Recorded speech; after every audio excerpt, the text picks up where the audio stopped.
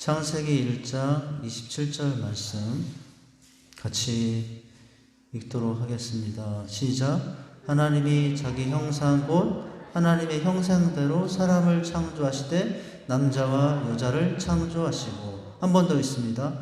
하나님이 자기 형상 곧 하나님의 형상대로 사람을 창조하시되 남자와 여자를 창조하시고.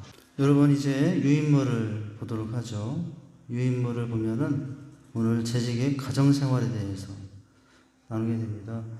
공교롭게도 이번 주 제자반, 우리 재생산의 기쁨반 3학기 이번 주에 우리 온라인 유튜브 제자대학 강의 내용도 그리스도인의 가정과 직장생활에 대해서 나누게 되더라고요. 오늘은 그것과 관련해서 이제 가정생활에 대해서 같이 한번 나누도록 하겠습니다. 우리 재직이 교회 생활도 물론 중요하겠지만은 재직의 가정생활, 물론 재직의 사회생활도 다 중요하죠. 그런데 오늘 특별히 우리가 보게 되는 것은 재직이 교회에서 재직다운 재직이 되기 위해서는 무엇이 필요하느냐. 교회에서 서로 볼 수 없지만, 나타나지 않지만, 드러나진 않지만 가정 안에서의 재직의 생활이 중요하다는 거죠. 이 표현이 생각이 나네. 조금 이제 속어적인 표현 같은데 이런 표현이 생각이 나요. 집에서 새는 바가지 맞아요? 밖에도 나가면 샌다? 맞아요? 그런 게 있잖아요. 집에서 새는 바가지 밖에도 나가지. 그러니까 집안에서 가정생활을 잘 못하게 되면은 교회 생활도 언젠가 이렇게 드러나게 새게 되어 있다, 이런 말씀이잖아요.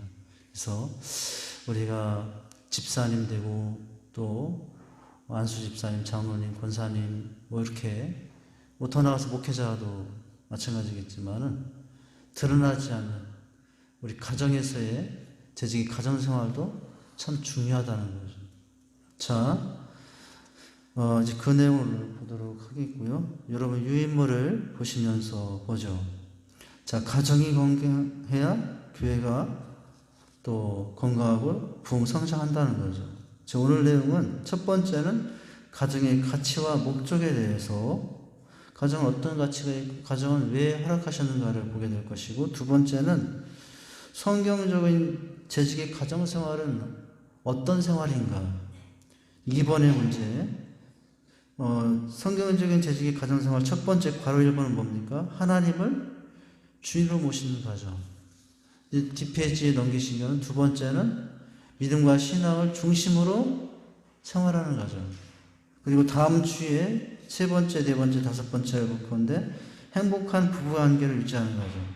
네 번째가 하나님의 방법대로 자녀를 양육하는 가정, 복음을 전하는 가정. 자, 이런 가정이 될 때 좋은 재직이 될 수 있다라는 거죠. 자, 그러면 처음부터 다시 보도록 하겠습니다. 처음 가정의 가치와 목적에 대해서 우리가 살펴볼 텐데 첫 문장부터 보도록 하겠습니다. 하나님께서 이 땅에 직접 만드신 두 기관이 있는데 뭐와 뭐라고요? 가정과 교회라는 거예요. 이 두 기관이 이 땅에 직접 만드신 두 기관, 우리가 생각하는 나라 민족도 하나님이 직접 만들진 않아요. 근데 얼만큼 귀하게 여겼는가. 가정을, 교회를, 이게 다 누가 직접 만드신 거라고요? 하나님이 직접 만드신. 이 직산교회를 여러분 누가 만들었을까요? 물론 우리 믿음의 선배들이 벌써 우리 교회 몇 주년 됐습니까? 한 7, 80년 1948년도에 우리 직산교회가 세워졌거든요. 벌써 믿음의 세대를 몇 세대 넘어서 우리까지 여기까지 신앙생활을 하고 있는데, 물론 사람이 세우는 것처럼 보이죠. 1948년 정말 주님을 사랑하던, 우리 못지않은 하나님을 향한 사랑에 열정이 있던 성도들이 모여서 우리 교회가 시작이 됐죠. 물론 그러나 그렇게 성도들이 시작이 됐지만 근본적으로 그 근원을 따지면 이 교회는 누가 세우신 거라고요? 하나님이 세우신 교회. 또한 가정도 하나님이 세우신 거예요. 어쩌다가 최석환과 정면이 만나가지고 우연히 만나가지고 최혜지와 최민지와 최은지를 낳고 이렇게 여기까지 살았더라. 그게 아니고 아주 먼 옛날 하나님께서 두 사람의 만남을 계획하시고 세 자녀를 계획하셔서 좀 얘기가 다르게 같습니다. 다 가정도 우리 사람이 만나서 이룬 것 같지만 누가 짝지어줘서 하나님이 짝지어서 만나게 하셔서 그리고 또 자녀를 어떤 자녀를 보낼까 하다가 지금 그 자녀를 보냈잖아요. 지훈이를 보내고 또 예원이를 보내고 시온이 하은이 이리를 보내고 네, 뭐 그렇게 되죠. 또 다른 분들 다 해야 되나? 다른 분들 이하동문 자 그렇게 하나님께서 직접 만드신 기관이 교회와 가정이다라는 거예요. 자 그 다음 문장 보면 특별히 근데 가정은 어떻다고요? 가정은 신앙생활을 올바로 배우고 실천할 수 있는 최선의 장소가 가정이다라고 하는 거예요. 여러분 가정에서 익힌 신앙 습관은 일생 동안 믿음의 생활에 영향을 미칠 수 있다라는 거예요. 이제 유년기, 청소년기, 이제 유치부, 유년부, 초등부 이때 가정에서 가졌던 그 신앙이 어머니, 아버지로부터 그 어렸을 때 교회로부터 받은 그 신앙이 평생 간다고, 평생. 그렇다는 거예요. 그만큼 이제 이 가정이 중요하다는 거죠. 그런 말도 생각이 나네요. 내가 인생에 가장 중요한 것은 만나보겠네. 유치원 어렸을 때 다 배웠다. 유치원 때 다 배운 거. 그게 내 평생에 가장 중요한 건 그때 배웠다라고 하잖아요. 하나님을 섬기는 신앙생활, 가정에서 다 이미 가정의 신앙적인 분위기에서 배우고 그 어렸을 때 신앙을 가지고 평생 산다는 거예요. 평생. 그러니까 가정의 신앙생활이 얼마나 중요한가를 알 수 있죠. 자, 그 다음 문장 보면 그러므로 충성스러운 재직으로서 주님의 사역을 성공적으로 수행하려면 우선 무엇에서? 가정에서 실패하지 말아야 된다라는 거예요. 그 옆에 조 레오날드라는 분은 조 레오날드라는 분은 그 이하의 말을 했다는 거예요. 가정의 목적은 다음과 같이 속에 있다. 가정의 가치를 우리가 알았고, 자, 가정의 목적이 뭐냐? 조 레오날드라는 분은 첫째, 가정의 목적은 뭐예요? 기독교 가정은 하나님 나라의 시민을 만들기 위한 실험실이다. 이런 표현을 했다. 하나님 나라의 시민을 만들기 위한 실험실. 그러니까 하나님 나라의 시민이 물론 교회에서도 양육과 훈련을 통해서 세워지겠지만은 어디에서부터? 가정에서부터 이렇게 세워진다는 거예요. 두 번째 목적은 조 레오날드는 어떻게 말했습니까? 기독교 가정은 이웃과 동료들을 향한 선교사업 기관이다. 이웃과 동료를 향한 선교사업 기관이다. 라고 하는 거죠. 자, 이게 가정의 목적이에요. 하나님 나라의 시민을 세워가고 또 가정을 통해서 선한 선교를 감당하고 그 있는 가정이 우리 직사님께 속한 모든 성도에 있는 가정 중심으로 그 가정 이웃에 무엇이 복음이 예수가 전해지는 거점이 되는 거죠. 그죠? 우리 직사님께 성도님들이 있는 가정이 다 하나의 거점이에요. 어떤 거점이에요? 하나님이 또 예수의 복음이 전해지는 거점이죠. 이제 그렇게 가정은 그런 목적으로 세워졌다. 세 번째 가정의 목적은 뭐죠? 기독교 가정은 사회를 좀 더 건강하고 정의롭고 따뜻한 곳으로 만드는 견인차다라는 거죠. 사회를 정의롭고 따뜻한 곳으로 만드는 견인차. 여러분 지금 세상의 사회의 문제, 청소년의 문제 심각하다고 그러죠. 사회의 문제 심각하다고 그러죠. 근데 여러분 지금 이 나라 민족의 여러 가지 청소년들의 문제, 가정의 사회적인 문제들이 다 사실은 어느 문제에서 나온 거예요? 가정의 문제에서, 가정 문제에서 나온 거잖아요. 가정이 건강하면 사회가 건강하고, 사회 건강하면 국가가 건강하고, 나라와 국가와 사회가 왜 이렇게 망가졌는가? 그것은 역으로 들어가 보면 무엇이 망가졌기 때문에? 가정이 망가졌기 때문에. 부부 관계가 망가져. 부모 자식 관계가 망가져.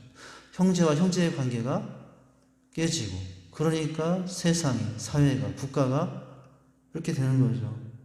자, 그래서 가정은 사회를, 국가를, 세상을 조용고 따뜻한 곳으로 만드는 견인차 역할을 하는 곳이라고 할 수 있겠죠. 자, 네 번째 가정의 목표는 뭡니까?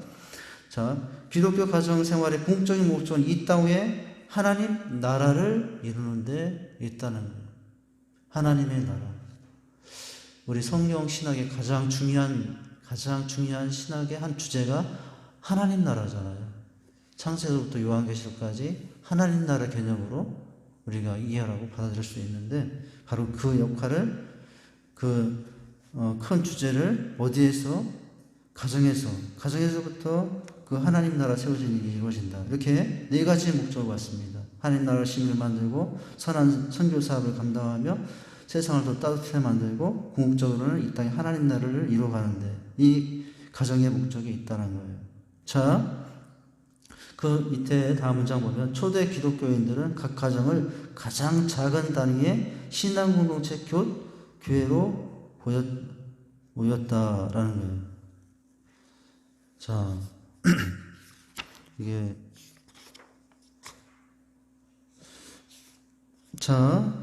이게 교회로 모였답니까? 보였답니까? 이 책을 제가 지금 잘못 옮긴 것 같은데요. 자, 그 다음 문장으로 보면 하나님의 자녀가 자신의 인격과 삶을 가장 먼저 실험할 수 있는 현장은 바로 어디라고요? 가정이라는 거죠. 오늘 말씀 듣고 가서 내 믿음을 실현할 수 있는 가장 좋은 곳이 바로 내 남편, 내 아내, 자녀들이 있고 형제들이 있는 가정이 뭐예요? 바로 하나님의 자녀가 인격과 삶을 가장 먼저 실천하는 현장이 가정이다. 제일 가까이 있는 가족들이 인정하지 않는 신앙 인격이라면 어디에서도 내놓을 수 없다는 것은 당연하다라는 거예요. 저는 목사지만은 우리 성도들로부터 이렇게 존경받고 뭐 그렇게 되는 것보다도 제가 집에서 아내로부터 남편다운 남편이라고 인정받고, 집에서 우리 자녀들로부터 부모다운 부모라고 인정받는 게 더 중요하죠. 근데 그 문제가 잘 해결되지 못하면 목회자는 너무 갈등이 많죠. 물론 뭐 목회자뿐만 아니라 다른 성도들. 어느 날 우리 집사람이 하는 말, 막 싸우다가 당신은 성도일 뿐이 모르지 성도일 뿐이 모른다고. 성도들한테 하는 것처럼 나에게도 좀 하라고. 왜 표정들이 이렇게 다 어두워졌습니까? 그건 너무 자존심 상하는 말이었어요. 목사님, 성도들한테 대하는 것만큼 좀 나에게 대하라고. 뭐 우리 자녀들도 그럴 수 있거든요. 어느 날 이제 자녀들도, 뭐 제가 그런 심각한 말은 자녀들한테 직접 들어본 적은 없지만은, 아버지가 목사라고 하지만은 이제 성도다운 목사도 되지 못하고 별로 뭐 존경받을 만한 그런 존재가 되지 못한다면은 그거는 그냥 가면을 쓰고 있는 목사일 뿐이지 어떻게 진짜 성도들을 사랑하고 교회를 세울 수 있는 목회자가 될 수 있겠는가, 그런 고민을 하게 되거든요. 자, 어떻게 하다가 또 이런 얘기가 나왔죠. 자, 가까이 있는 가족들로부터 인정받는가 이런 거죠. 가까이 가족은 인정받는 신앙이라면은 좋은 신앙이다. 가정에 대한 신앙이 그만큼 중요하다는 거잖아요. 한편 가정은, 그 다음 문장, 신앙생활을 바로 배우고 실천하는 가정 실천하는 가정이죠. 신앙생활을 바로 배우고 실천할 수 있는 가정, 이상적인 교회라고 할 수 있어요. 가정이 교회다라고 할 수 있다는 거죠. 우리는 여기서 신앙을 키우며 많은 시험에서 보호받으며 하나님의 사랑의 따뜻함을 맛볼 수 있다라는 거예요. 그죠? 자, 가정이 건재하면 우리의 신앙 생활도 건재할 수 있다라는 거예요. 이 가정에서의 신앙 생활이 이제 금이 가고, 또 가정 생활의 신앙 생활과 밖에서 교회에서 신앙생활을 이중생활, 우리가 이중생활 한다고 그러는데 그렇게 되면 바람직하지 못한 거잖아요. 그리고 가정생활도 불행한 것이고 교회생활도 불행한 것이고. 자, 가정이 은혜로 충만해 있으면 우리의 영혼이 항상 독수리처럼 날개치며 창공을 날 수 있다라는 거예요. 여러분, 남자들이 세상에 나가서 하루 종일 시달리고 직장생활하면서 하루 종일 시달리고 이 넥타이가 목메달인지 뭔지 모르게 그렇게 시달리면서 아침에 눈물 흘리면서 출근하잖아요. 남편들이 이 넥타이 메고 가는 게 목메달이라고 생각하면서 삶의 현장으로 남편들이 그렇게 막 힘들게 가고. 지금 무슨 얘기 하려고 다 이런 얘기 했나. 일단 이 가정에서의 그래도 남편들이 그렇게 힘들어도 어디 오면 안위 받을 수 있어요. 가정에 오면 자녀들로부터 아내로부터 따뜻하게 위로받고. 그러니까 이제 힘을 얻는 거잖아요. 여기 독수리 치면 날개처럼 창공을 날다라고 그랬는데, 그래서 가정에서 인정받는 아내, 남편, 자녀들이 밖에 세상에 나와서도 그런 삶을 살 수 있다라는 거예요. 그러니까 여러분, 가정 안에서 서로를 그렇게 잘 격려하고 이렇게 위로하고 사랑으로 격려로 서로 세워줄 수 있기를 바랍니다. 자, 가정에서 익힌 신앙생활의 습관이 일생 동안 우리의 신앙생활에 영향을 미칠 수 있다. 얼마나 우리에게 가정의 역할이 절대적인지 모른다. 그러므로 우리가 성도다운 생활에서 성공하려면 무엇에서 가정에서 실패하지 말아야 한다라는 거죠. 나름대로의 가정의 형편들, 모양들은 여러 가지가 있잖아요. 다세대, 또 혼자, 여러 가지 어떤 상황들이 있을 수도 있어요. 그러나 여러 가지 상황 가운데 있어도 가정에서 허락된 하나님의 은혜가 또 그런 삶이 내 생활에서 우리가 가정 안에서 구성원들이 함께 이루어질 때 이제 세상에 나가서도 교회에 와서도 좋은 성도, 좋은 신앙의 모습을 보여줄 수 있다는 거죠. 자, 이제 가정의 가치와 목적을 봤습니다. 두 번째, 성경적인 재직의 가정생활. 첫 번째는 하나님을 주인으로 모시는 가정. 두 번째는 믿음과 신앙을 중심으로 생활하는 가정. 행복한 부부관계를 유지하는 가정. 네 번째는 하나님의 방법대로 자녀를 양육하는 가정. 다섯 번째는 복음을 전하는 가정인데, 자, 성경적인 재직의 가정생활을 보겠습니다. 가정은 적적인 신앙 성장의 장소이며 사랑 실천의 장소이며 증거의 장소이며 자녀들의 신앙을 가르치는 곳이며, 그죠? 자녀들의 신앙을 가르치는 교회만이 아니라 가정으로 신앙을 가르치는 장소이며 무엇보다도 주를 섬기는 것을 실천하는 장소가 되어야 된다라는 거죠. 그래서 주님 사랑을 받고 남편은 아내를 섬기고 아내는 남편을, 또 자녀는 부모는 자녀를 이렇게 섬기는 가정, 그런 장소죠. 재직의 가정생활이 중요하다는 것입니다. 그리스도인의 가정은 하나님의 몸을 세우기 위하여 섬기는 이 세상의 가정이며 그것을 사회에서 증거하는 가정이 되어야 된다. 그리스도의 가정은 하나님의 몸을 세우기 위하여 섬기는 이 세상의 가정이 되어야 되고, 또 사회에서 그것을 증거하는 가정이 되지 않으면 안 된다. 첫째, 어떤 가정이죠? 누구를? 하나님을. 무엇으로? 주인으로 모신 가정. 자, 태초에 가정을 만드신 분은 누구십니까? 하나님. 오늘 읽었잖아요, 우리 첫 번째 말씀에. 그러므로 재직의 가정은 누구를 중심으로? 하나님을 중심으로 사는 가정이 되어야 되고요. 가정의 주인을 하나님 아버지로 인정하고 그 명령과 뜻에 순종하는 생활을 영위해야 한다. 가정의 온 구성원들이 누구에게 순종해요? 아빠에게, 엄마에게, 자녀에게가 아니라 그 가정에 보이지 않는 분으로 늘 임재하시고 계신 누구께 순종? 하나님께 순종하는 가정이 되어야 된다. 자, 가정의 질서를 고린도전서 11장 3절에서는 바로 제일 머리는 하나님이라고 하고 있어요. 고린도전서 11장 3절 유인물 나와 있죠. 보시겠습니다. 시작. 그러나 나는 너희가 알기를 원하노니 각 남자의 머리는 그리스도요 여자의 머리는 남자요 그리스도의 머리는 하나님이니라. 결국 머리의 마지막은 하나님이니라. 가정의 머리는 누구예요? 하나님이시죠. 창세기 1장 27절 말씀. 자, 하나님이 자기 형상 곧 하나님의 형상대로 사람을 창조하셨다. 남자와 여자를 창조하셨다. 가정을 하나님이 만드셨다고 했잖아요. 그 밑에 문장을 봅니다. 가정의 주인은 인간이 아니라 하나님 아버지를 주인으로 모시는 생활이 되어야 한다. 자, 가정의 주인이 어떤 집은요? 남편이에요. 다 모두가 남편 눈치만 봐. 남편이 눈 앞만 깜짝해도 막 벌벌 떠는 가정이 있어요. 어떤 가정은 아내가 우리 집이 그런 거. 어떤 집은 자녀, 어떤 집은 자녀에 벌벌 떨어요. 특별히 고3을 준 자녀라면, 우리 집이 고3인데. 어떤 가정의 중심이 자녀야. 자녀에게 벌벌 떨어요. 이제 벌벌 떤다고 해서 죄송합니다. 이제 그런 가정들이 된다. 그러니까 이게 다 건강하지 못한 모습이거든요. 그런데 그리스도인의 가정은 누가? 하나님이 중심이 된다는, 가정의 주인은 인간이 아니라 하나님을 아버지를 주인으로 모시는 생활이 되어야 된다. 그 뒷문장, 참다운 가정의 질서와 행복은 하나님께서 그 가정에 누가 되시고 주인이 되시고 온 가족이 함께 믿음 생활할 때만이 가능하다는 거예요.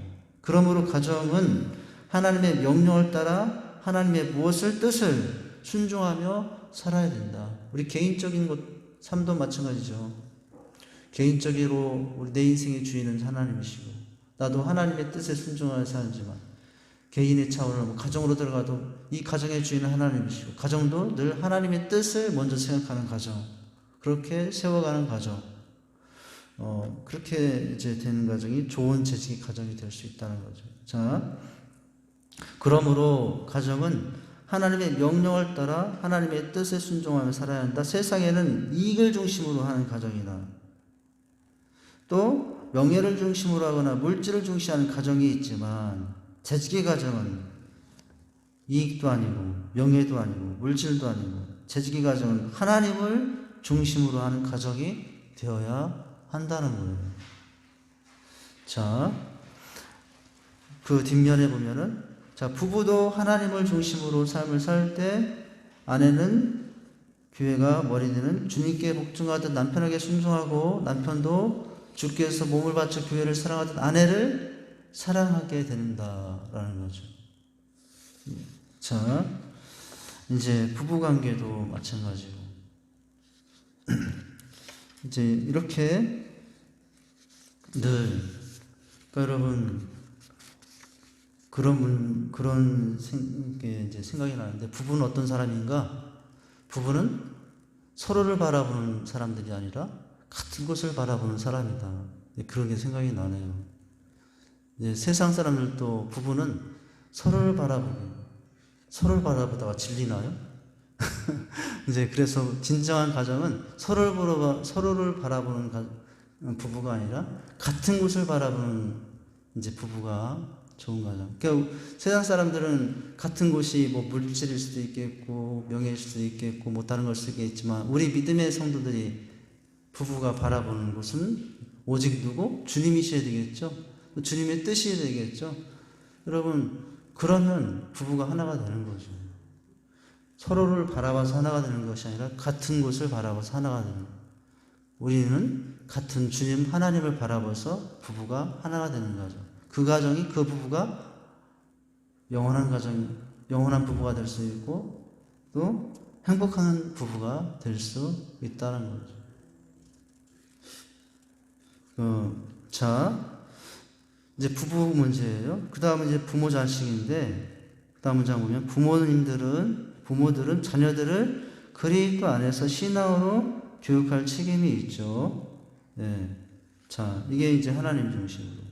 그래서 여러분, 부모님들이 우리 성도들이 자녀에 대해서 가져야 될 인식은 뭐냐면, 이 자녀는 내 자녀가 아니다라고 인식한다는 거예요. 내가 배 나와서 낳은 내 딸, 내 아들, 이렇게 생각하는 것이 아니라, 이 자녀를 누구로 생각한다고요? 하나님이 잠시 나에게 맡긴 하나님의 자녀다. 라고 자녀를 대하고 그렇게 해줘야 된다는 거죠. 그러니까 여러분, 내가 배 나와서 내 아들이라고 하면 내가 마음대로 할 수 있지만, 이 자녀, 그렇게 내가 가정 인연을 맞아서 우리 자녀가 되었지만, 이 자녀는 누가 맡기신 자녀예요? 하나님의 자녀인데 잠시 나에게 부모로 맡긴 자녀이다라는 생각을 가지고 자녀를 대하고 그렇게 이제 이끌어 줄 수 있어야 된다고 하는 것입니다. 자, 부모들의 교육 목적은 자녀들을 신앙으로 교육하여 자신이 구원받은 것처럼 자녀들도 하나님의 자녀로 구원받도록 하는 것이 이제 목적이 되어야 돼요. 자, 부모는 자녀를 이렇게, 그렇다면 자녀들은 또 어떻게 될까요? 그 문제를 말하잖아요. 자녀들도 주 안에서 부모를 공경하고 부모의 뜻에 순종하며 부모님들이 교회의 재직으로서 떳떳하게 봉사할 수 있도록 해줘야 된다라는 거죠. 부부관계, 또 부모들은 자녀에게 어떻게 해야 되는가, 자녀들은 부모에게 어떻게 해야 되는가. 만약에 내 어머니 또 아버지가 교회에 권사님이거나 집사님이거나 장로님이거나 그런 위치에 있는 부모를 두고 있다면 그 밑에 있는 자녀들은 내 아버지 어머니가 교회에서 권사로서 역할을, 장로로서 집사로 역할을 잘하도록 어떻게 해주는 거예요? 이제 이렇게 공경해주고 후원해주고, 그렇게 그것이 자녀가 부모에게 가져야 될 바른 태도겠죠. 라고 하는 거예요. 자, 그 다음 문장을 보죠. 여기 이 내가는 누구냐면은 그 밑에 가시와키 마치코라는 사람이 이 내용을 쓴 글에서 인용된 것이기 때문에 이 내가는 가시와키 미치코라는 분입니다. 자, 이 사람의 고백인데 한번 보죠. 내가 성경 가운데서 모범적인 그리스도인의 가정을 찾고 있을 때 알게 된 것은 사람이 만드는 가정은 불완전하다는 것과 죄를 범하지 않은 의인은 하나도 없다는 것이다. 그리고 아름다운 노예 가정도 완전하지 못했다는 것이다. 구약과 신약 시대에 기록된 주를 따르는 많은 가정들도 하나님이 보실 때는 어떻게 했다고? 불완전했다는 거예요. 네, 여러분, 우리 가정 완전한 가정 없어요. 남편은 남편대로 사람인지라, 아내는 아내대로 또 사람인지라, 자녀는 자녀대로 또 사람인지라 완전하지 못해요. 불완전합니다. 네. 근데 중요한 것이 있어요. 내 아내가 부족할 수 있고, 내 남편이 불완전할 수 있고, 내 자녀가 불완전할 수 있지만, 그런 불완전한 가운데도 상대들은 다 하나님의 은혜를 받고 있는 사람들이라고 하는 것을 늘 생각하라는 거예요. 내 남편도, 내 아내도, 내 자녀도 누구의 대상이라고요? 하나님의 은혜를 받고 있는 대상. 불완전함에도 그런 은혜를 받고 있는 대상이다라고 생각하고 대할 수 있죠. 그래서 남편한테 완전하라고, 아내한테 완전하라고, 자녀한테 완전하라고, 부모한테 완전하라고 우리는 할 수는 없어요. 나도 불완전하고. 그러나 중요한 것은 너도 나도 다 하나님의 은혜 안에 사는 인생들이라는 것을 생각하고 서로 인자하게, 서로 긍휼히 여기며 또 귀하게 여기며 그렇게 대할 수 있어야 된다는 거겠죠. 자, 그러나 각각 하나님의 긍휼과 은혜를 받고 있었다. 노아가 그렇게 실수했는데도 은혜를 받고 있었다. 우리가 쌓은 가정도 마찬가지다. 그러나 우리가 신앙을 갖고 불충분하지만 하나님의 제일의 생활을 하고 가족과 민족을 위하여 섬기는 생활을 한다면 하나님께서는 큰 은혜와 축복을 주실 것이다. 그리스도는 우리 집의 주인이, 식탁에 보이지 않은 손님, 침묵 중에 모든 대화를 들으시는 분, 이게 이제 가시와키 마치코가 그 가정의 중심 문구로 가졌던 내용 같아요. 누구예요? 다시 한번. 그리스도는 우리 집의 주인. 주인은 누구? 그리스도. 식탁에 보이지 않은 손님, 늘 우리 집에 계시고. 여러분, 막 생활하다가도 어느 날 손님이 오면 어떻게 생활합니까? 그 손님을 배려하고 막 옛날처럼 막 가족끼리 싸우고 그럴 수 없잖아요. 손님 모셔놓고 그러면 너무 무례한 것이니까. 그런데 우리 집에는 항상 누가 와 계셔요? 주님이, 손님이. 주인이시지만 손님이기도 하시고. 또 어떤 거예요? 가정에서 침묵 중에 모든 대화를 들으시는 분이 있다라는 거예요. 그래서 막 집에 들어갔다고 이 말 저 말 서로에게 아무 말 하는 것이 아니라 누가 듣고 있다고 생각하고, 내가 아내한테 하는 말을 누가 듣고 있다고, 하나님이 듣고 있다고. 남편에게 하는 내 말을 누가 듣고 있다고. 하나님이 듣고 있다고. 자녀들에게 하는 부모의 말을 누가 듣고 있다고. 하나님이 듣고 있다고. 자녀들이 부모에게 하는 그 말을 누가 듣고 있다고. 하나님이 듣고 있다고 말하는 거예요. 여러분, 그렇게 듣고 있다고 말하는데 어떻게 자녀에게, 남편에게, 부모에게, 자식에게 함부로 말할 수가, 내 마음대로, 내 혈기대로 말할 수가 있겠습니까? 그렇게 안 되는 거죠. 자, 그래서 첫 번째, 하나님, 어떤 가정? 하나님을 누구로? 주인을 모신 가정이 좋은 재직이 되는 첫 번째예요. 자, 그리고 두 번째는 이렇게 하나님을 중심으로 모신 다음에 두 번째는 믿음과 신앙을 중심으로 생활하는 가정. 시편 127편 1, 2절이죠. 여러분, 그 중간에 127편 1, 2절 말씀 한번 먼저 있잖아요. 이거 읽어볼까요? 시작. 여호와께서 집을 세우지 아니하시면 세우는 자의 수고 헛되고 여호와께서 성을 지키지 아니하시면 파수꾼의 경상함이 허사로다. 너희가 일찍 일어나고 늦게 누우며 수고의 떡을 먹으며 헛되도다. 그러므로 여호와께서 그 사랑하는 자에게 잠을 주시는도다 라고 했잖아요. 자, 그래서 이제 여호와께서 집을 세워줘야 된다 라고 하는 것인데, 자, 1번과 거의 같은 내용이죠. 자, 첫 문장부터 보시면 사람이 아무리 노력해도 하나님이 함께 하지 않으면 행복한 가정이 될 수 없다. 새벽부터 밤늦게까지 열심히 가정에서 일하지만 누가 늘 함께하는 가정이 될 때, 하나님이 함께하는 가정이 될 때 복된 가정이 될 수 있어요. 날마다 하나님을 의지하고 신뢰하는 기도와 함께 모든 일을 하나님의 관점에서 바라보는 눈을 지녀야 한다. 특히 뜻하지 않은 고통과 시련을 겪게 될 때 이것을 이겨내려면 평소에 여러분의 가정을 흔들리지 않는 믿음의 반석 위에 세우는 훈련을 쌓는 것이 필요합니다. 그럴 때 하나님께 영광을 드리는 가정이 될 수 있다라는 거예요. 자, 이제 중심. 여러분, 뭐든지 중심이 중요하잖아요. 근데 이제 믿음을 중심으로 하고 신앙을 중심으로 하고. 자, 그 밑에 설명 이렇게 하고 있죠. 한 가정에는 작고 큰 일이 있어요. 여러 가지 수많은 일들이 일어납니다. 가정의 중심이 잡히는 게 중요한데요. 슬픈 일, 기쁜 일, 괴로운 일이 있을 때마다 재직의 가정은 무엇을 중심으로? 신앙을 중심으로 생활해야 됩니다.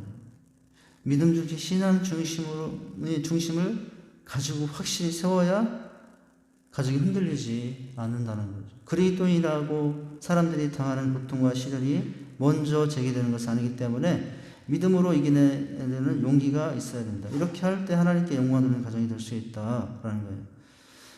자, 신앙을 가지고 사랑으로 맺은 가정은 뭐예요?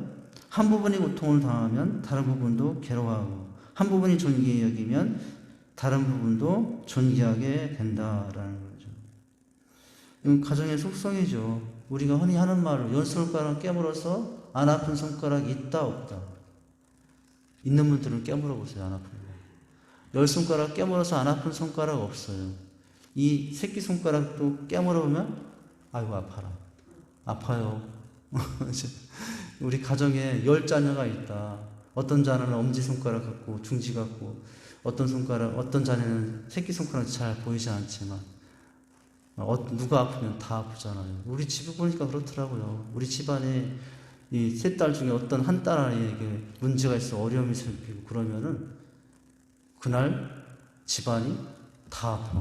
엄마도 아프고 저도 아프고 본인도 아프고 두 여동생들도 아프고 뭐 이렇게 다 아프죠.